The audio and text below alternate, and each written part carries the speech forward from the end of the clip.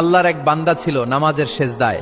তখন আল্লাহ রাব্বুল আলামিন তাকে ডাক দিয়ে বলেন, বান্দা তুই যতই নামাজ পড়, যতই সেজদা কর, তোর জায়গা কিন্তু জাহান্নাম। এ কথা শুনে বান্দা বলল, আলহামদুলিল্লাহ। আল্লাহ তখন বলে, এই বান্দা, জাহান্নামের কথা শুনে কেউ কি আলহামদুলিল্লাহ কয়? বান্দা তখন বলে, আল্লাহ, জাহান্নামের মালিকও তুমি, জান্নাতের মালিকও তুমি।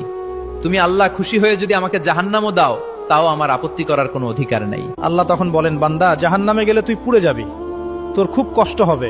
বান্দা তখন বলতেছে, আল্লাহ, কষ্ট শুধু আমার হবে না, তোমারও হবে। আল্লাহ তখন বলতেছেন, বান্দা তুই পুড়বি জাহান্নামের আগুনে, আমার কষ্ট হবে কেন?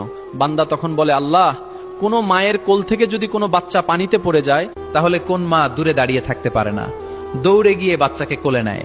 আমার বিশ্বাস ওই মায়ের চেয়ে কোটি কোটি গুণ দয়া তোমার বেশি। আমাকে জাহান্নাম দিলে তুমিও আল্লাহ শান্তি পাবে না। আল্লাহ তখন বলে, বান্দা, এই দলিল তুই কই পাইলি? বান্দা তখন বলে, আল্লাহ, আমাদের জাতির পিতা ইব্রাহিম আলাইহিসসালাম তোমার প্রেম মুখে নিয়ে যখন নমরুদের আগুনে পড়ে গেল, তার আগেই তুমি বলে দিলে, আগুন, তুমি ঠান্ডা শীতল হয়ে যাও।